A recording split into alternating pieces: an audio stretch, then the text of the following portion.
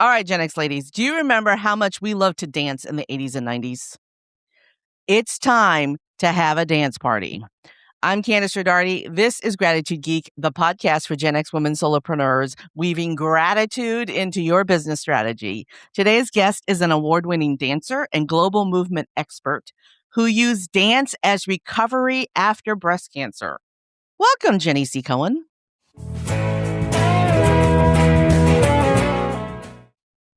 Thank you for having me, Kandas. I'm so excited to be here today. Oh, we're going to have so much fun. So, true story. I think it was this past Monday, my group coaching people, we all get together on Mondays and we do co-working, and I was singing. We do do you know what Pomodoro is? Yeah, I do. Okay, so we do Pomodoro co-working on Mondays. And so when our 25 minutes is up, the timer goes off, and I don't even know where it came from, but I said to the group, "Everybody dance now." And then I set the timer for 5 minutes. And when they came back, I went, "Everybody work now." So dance is on my mind because I used to love to dance, and I don't know why I don't do it anymore. Anyway, you have a fantastic story. We're going to get to the dancing here in a minute, but tell the audience what they need to know about you. All right. Well, listen, the soapbox that I will die on is everyone's birthright is to dance. Dancing puts you in touch with your body almost immediately. It's one of especially to music you like. I do have clients that like the sound of waves, of birdsong, which, by the way, is a universal sound of safety. And they will move to that like they're at a Kiss concert. They just love it. And it really awakens the alignment I feel that we as humanity, we really need, which is heart and mind and soul and body very in sync with each other. There is a huge movement now to be more aware of what's really best for each of us individually, especially as entrepreneurs. I didn't know this going into the lockdown, which I call the panini. I didn't know going into it that I would end up being a coach and an entrepreneur. And I was throwing money at people, asking them to give me answers. And I learned, 2 HELOCs later on my house, I should have just trusted myself. Because my Dance to Heal platform, most of my coaches back then didn't understand. So I was ahead of my time. And I slowed myself down and not trusting my own instinct to do that platform. And so that's what I do these days. There are so many people who think that you should just copycat what other people are doing, but why don't we teach people what we're doing if what we're doing is successful? Exactly. So you've turned your love of dance into your business. Oftentimes when people hear me speak, they'll say, "Oh, I can't dance. Like, I can't hold a tune." I'm like, well, then that means that you're not listening to the proper music for yourself. You just haven't found your right own rhythm. When there's now science that's actually tracked how many parts of the brain turn on when you're dancing to music, and most of your brain does. It comes online. We're used to compartmentalizing. And what the key is to enable your own access to your subconscious. Dance is one of the outside-in approaches that I use with everyone that I think everyone should be doing already on their own. And that's really the key. I think one of the blessings of the panini, I like that term. I love a good panini sandwich too. But I think one of the blessings was there are now so many different ways of looking at a situation and coming up with a solution. And granted, there's still so much pushback and so much, haters are going to hate, right? No matter what, haters are going to hate. But in terms of neuroscience, huge advancements. And you don't get those advancements unless you have a reason to do them. I'm a metastatic breast cancer patient, so I'm on my 12th or 13th. I might be on my 13th year. Did I miss my anniversary again? When's the anniversary? My cancer anniversary is March 31st, and every year it just goes by. And I never make a big deal out of it. Because I guess it's not really that big of a deal, right? Because consciously it's not.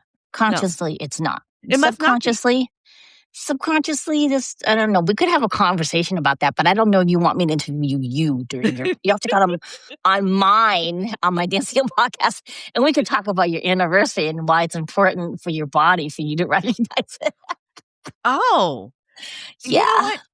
We could have that conversation. You sure? Yeah, Okay. we can have that Yeah. conversation because That's one of the things that people who live in a place of gratitude do is they live in the present, right? We are grateful for what we have so that we can have more to be grateful for, right? So we have to yes. live in the present. And I don't know why that date goes by every year and then I like, oh yeah, that was 2 weeks ago. Anyway. Well, listen, we're just celebrating this week. I have fraternal twins and I have permission to speak on this topic. So one of my twins went into a lot of distress 10 years ago.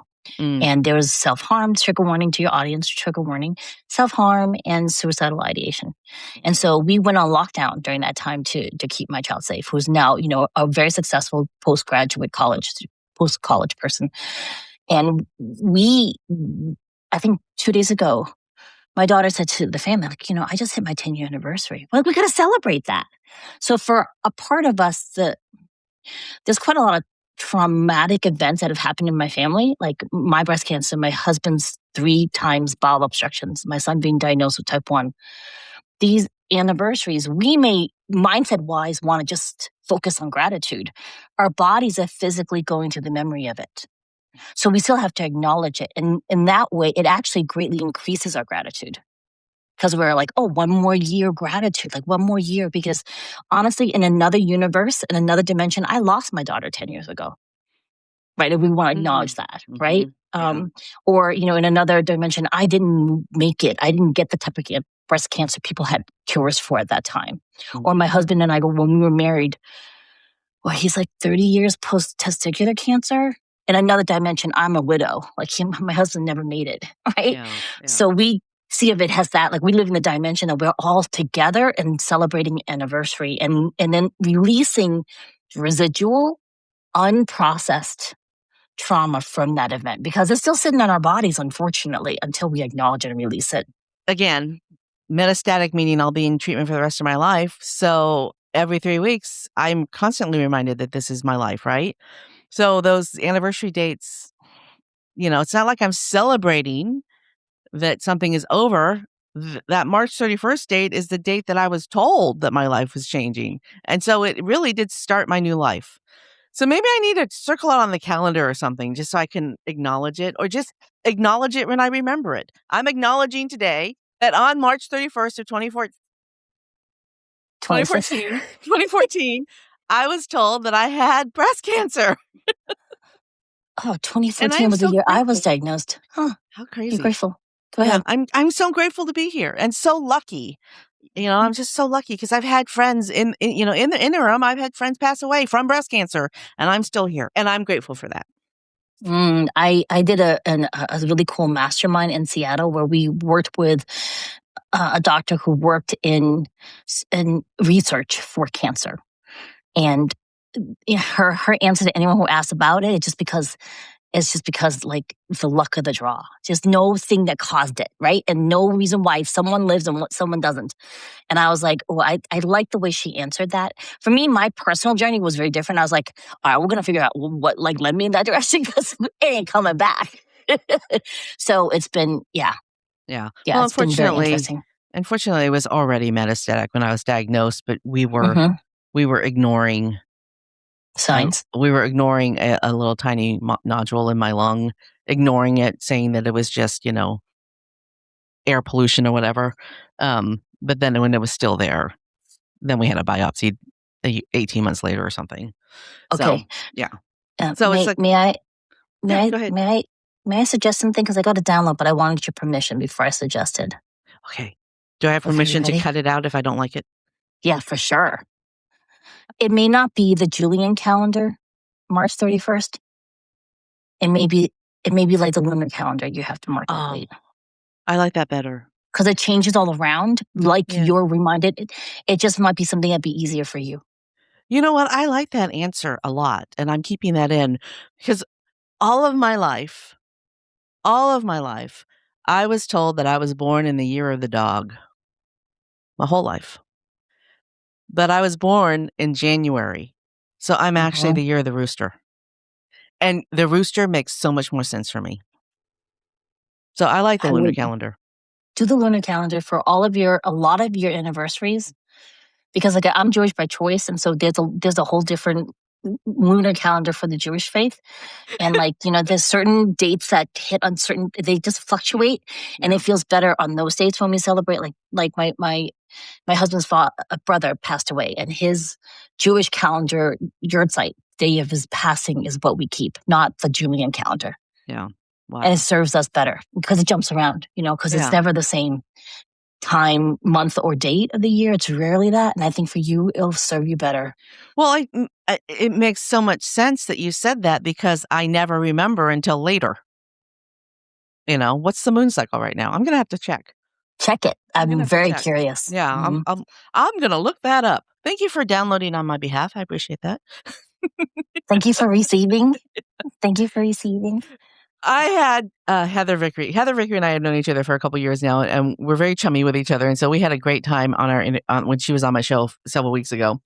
And I kept saying, I'm not woo. And she's all, but aren't you? I like her already. I've never met her. Yes, Heather. She's very woo. I agree. I think woo, singular woo, not woo-woo, but Talk to me about your transition from a dancer, an award-winning dancer.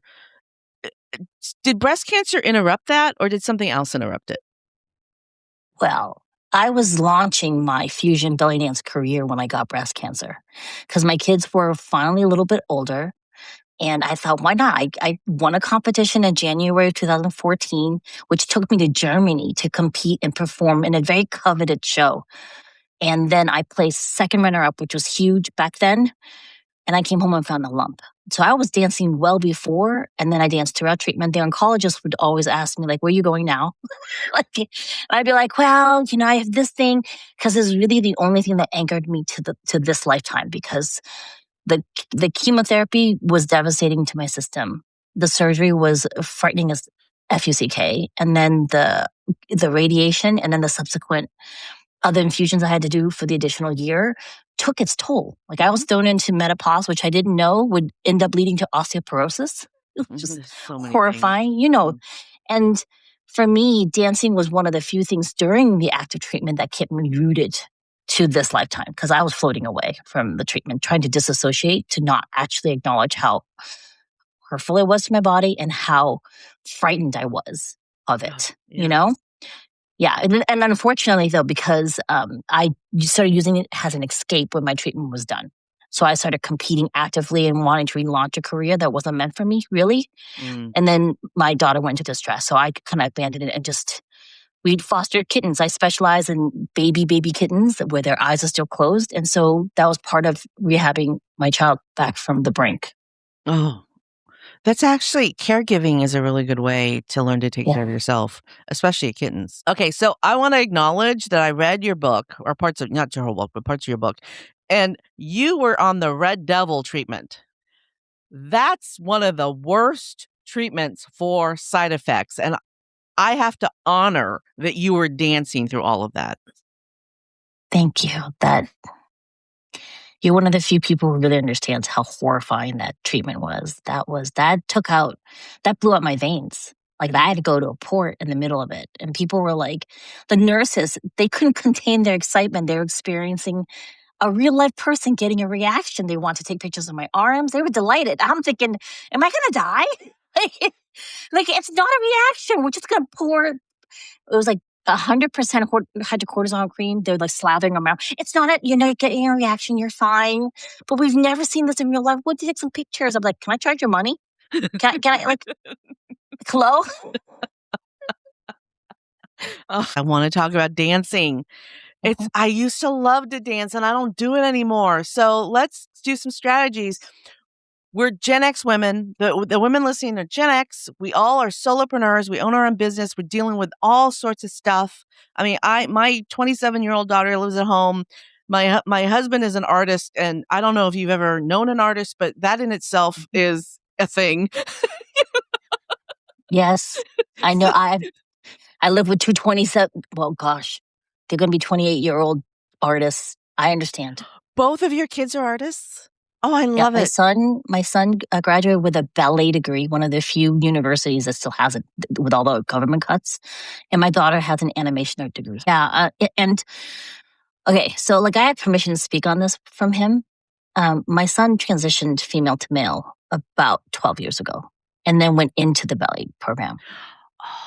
So it's a little bit, it's a little bit different and special only because he's a huge advocate for women's rights because he's like, he's like, Mom, people listen to me different. Like I'm proof living that women are treated so drastically different from men, girls and boys. Because, you know, when he transitioned, he was a very young boy. They went right into ballet. And so he was like, Mom, it's crazy. It is crazy on how unfair it is. Yeah. He's living proof of that. Like he can, you know, give testimony on that. So I saw a TED Talk once that was a woman talking about her experience before she was a woman as a man and how she's treated so less. She's not treated when she was a man, she was treated as an equal and she was treated differently. And now she's treated as lesser than. She's the same person that she was before. Yeah. Well, not really, but yeah. You know, well, she's the same person she was before. Exactly. Like, you know, I belonged to a women's group once where it was supposed to be a support group for like moms whose kids had transitioned. And I had to leave it because some of them were complaining that they lost a child. I'm like, you didn't lose a child, please. I've had family. I like friends who are family who've actually lost their child. Like the child died. Like physically is not here on this plane anymore. I'm like, that's incomparable to me. I'm very grateful my kids trust me enough to allow me to be in their lives and this new metamorphosis. I'm very grateful, you know, because they could easily have been like, well, you know, I never gave them a choice. I was like, I accept you in any form you want, as long as you're alive. And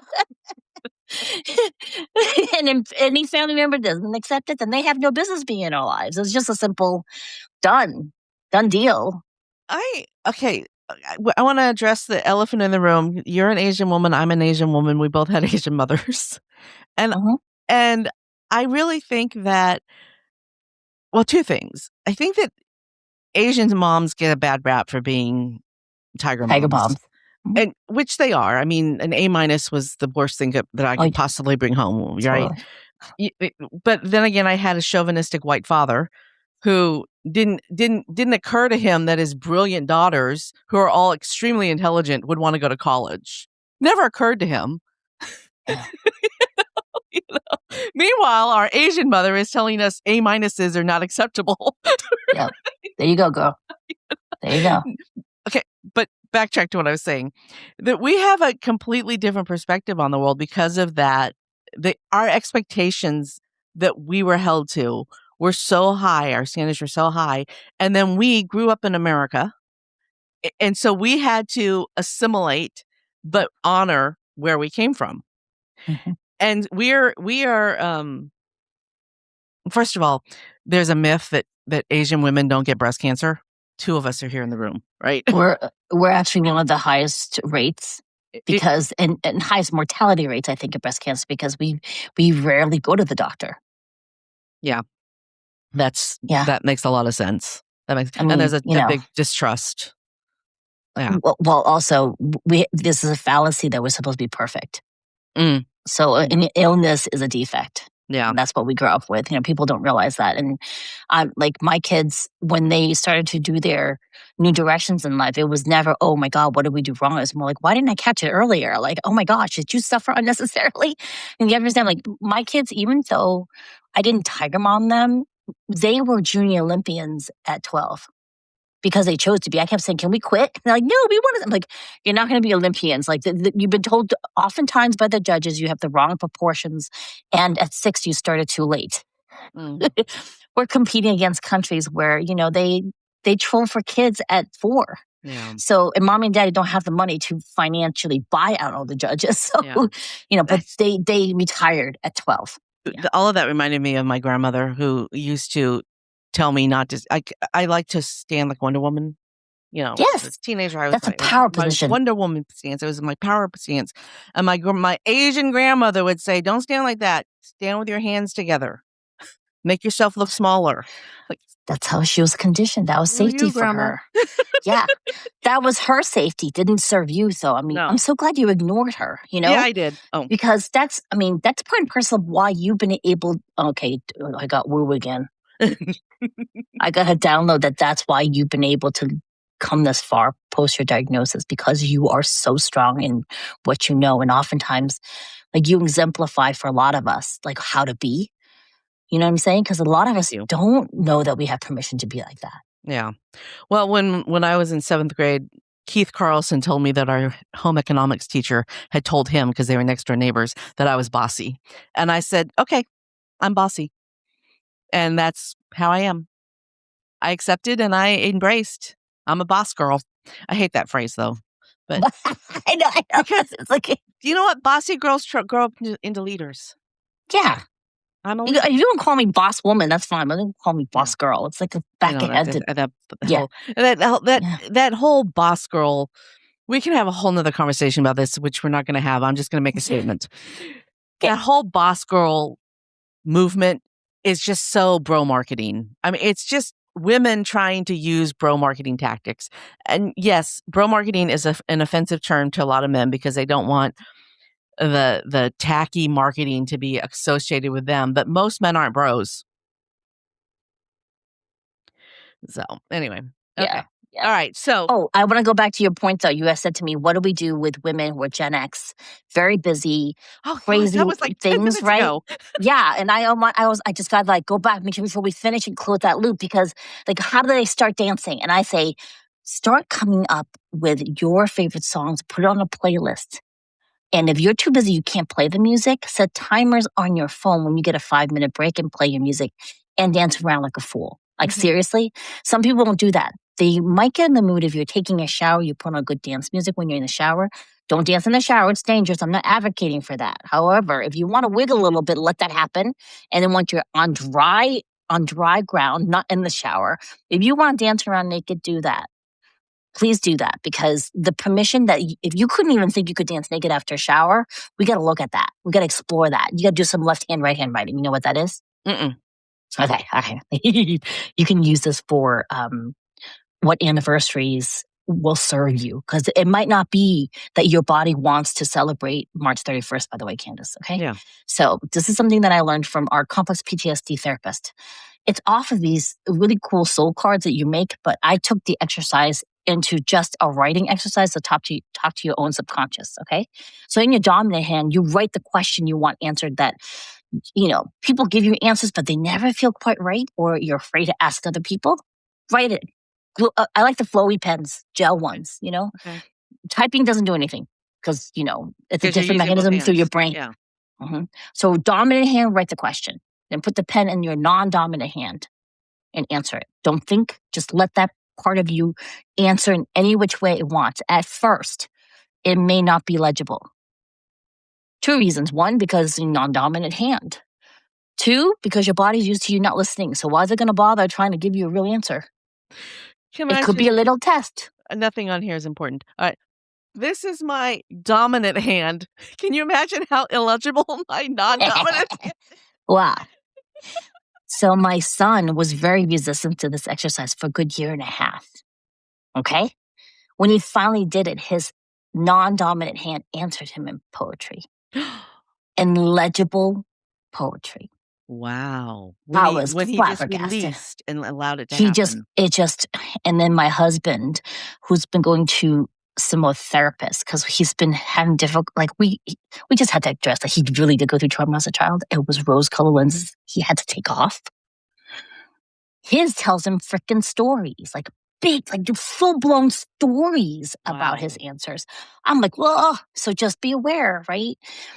When you are giving yourself permission through your body, you have all the answers available to you.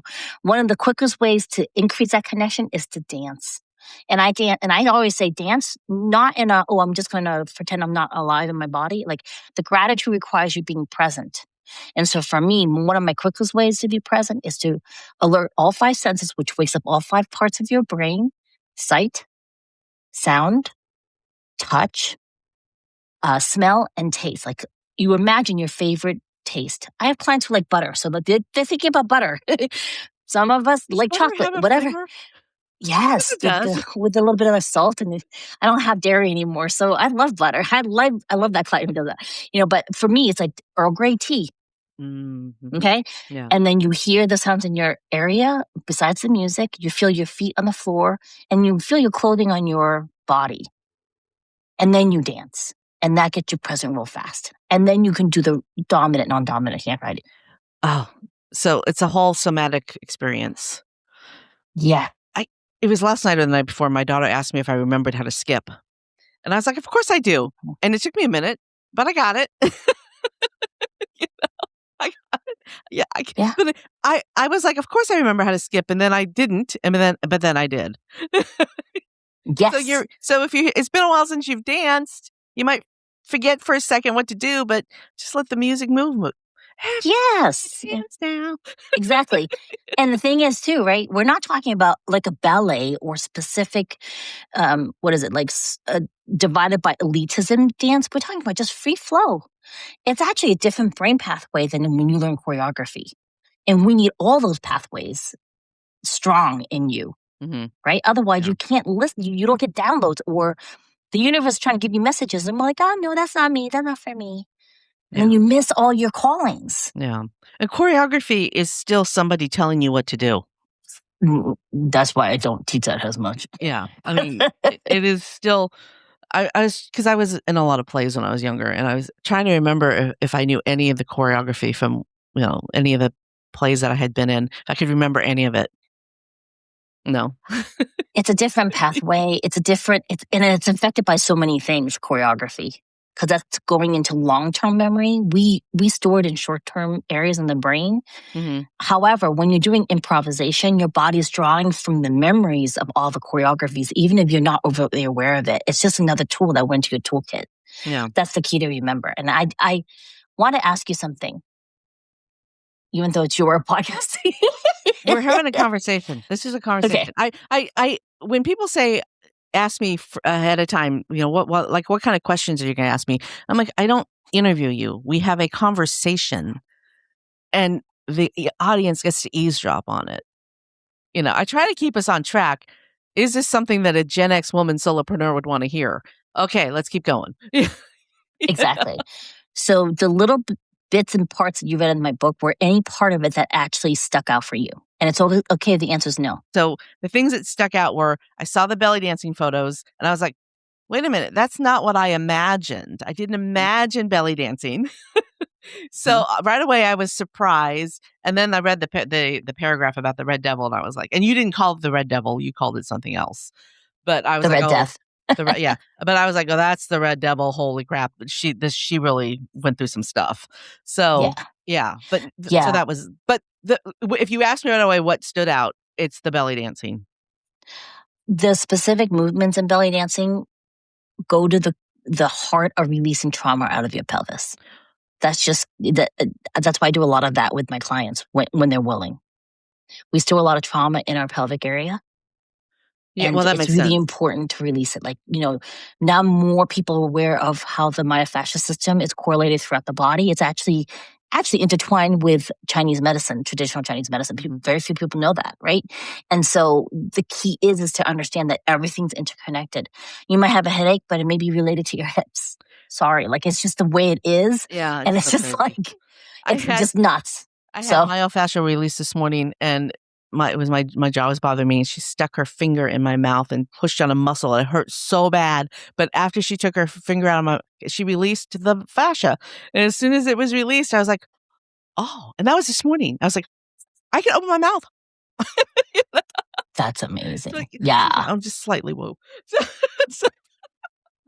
It's like no caps. Okay. It's all underscore. I really want to talk about how you turn dance into a business, though. So it's a lot of somatic work, but what is your actual business that you do? My actual business is what do your clients come to you for? Well, here's the thing, all right? Because I have very many. I had a client I was on her podcast and she wanted me to help her with her anger. And then we ended up doing a breakthrough. And she was a scientist who ended up opening at the end of the work with me a year later. She came back from a year sabbatical in Italy and opened up a studio. She's a beautiful artist. And so it was like we gave her permission to be creative. But she came to me for anger management. And she was probably angry because she wasn't creative enough. It was, yes, there were factors. Sorry. I know, it's okay, you can. And that's a simple formula. And deeper than that was a lot of stuff that happened to her as a child.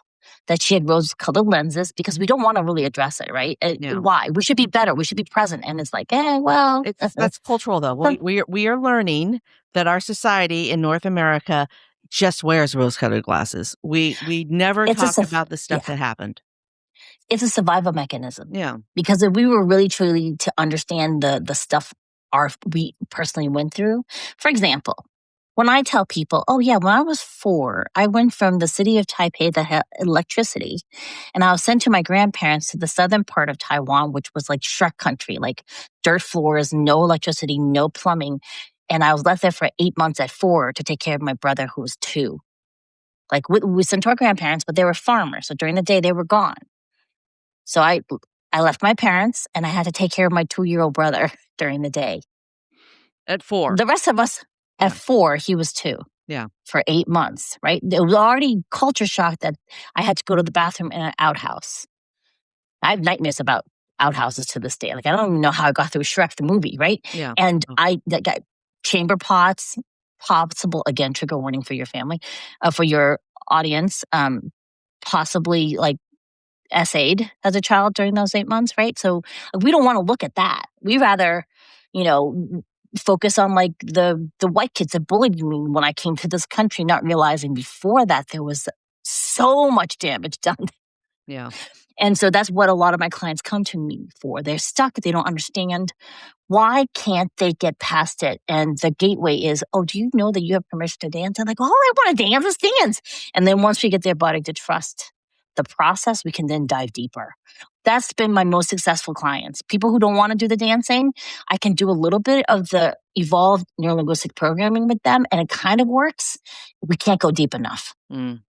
There's not, and that's okay. Then they just come back to me another time, and that's okay too. Or at least we open the doorway for them to go to someone else to get further help. Well, and that's the beauty of someone who is a true professional, is that if you don't think that you can be the solution, instead of trying to push your process on them, you help them find the right solution. I'm the first one to recommend someone to someone else, because the key is that I feel this way about every Gen Xer out there providing anything. We understand about things being shoved down our throats, being told, but to us, this is the only way, because that really was the way we grew up, right? Yeah. And we're actually the gatekeepers of, like, you were actually in charge of your life. But we're also, Gen X is also a little selfish. Because we're so I call it self-care. We're so fiercely independent. We're fiercely independent. But when you put us together in a room, we get stuff done. We do. We know how to get stuff done. We know how to and we know how to work together. We do. I just sent a meme to my family about like how introverts feel about group projects. It's really funny because it's like they end up doing all the work. I can't. I am an introverted extrovert. Is that the right term? Where I love being on stage. I love being in a group of people. But as soon as it's over, I have to recuperate for 5 days by myself. So I don't know if that's introverted extrovert or extroverted introvert. I think there's a new word. They call it an omnivert or something, where combinations. I totally understand. Like, I'm really good at channeling in one-on-ones, even in interviews, in group settings, and there always is a rebound. It doesn't matter how much I prepare. Like right now, my morning routine is a good hour of just getting myself ready for the day. It includes somatic exercises and like even just putting on my face and like drinking enough liquid. Did you know that once you're like going through any type of treatment, it destroys our gut's ability to absorb water?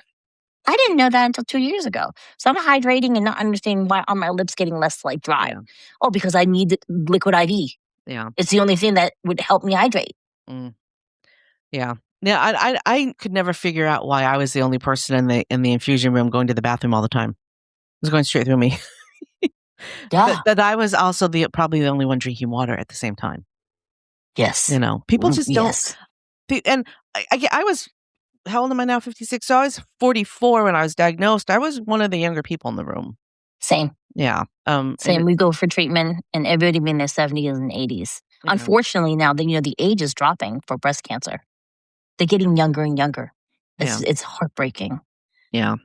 Your kids need to be tested 10 years before you were diagnosed the first time. Yeah, we did the genetic markers for me, and both my kids went through top surgery.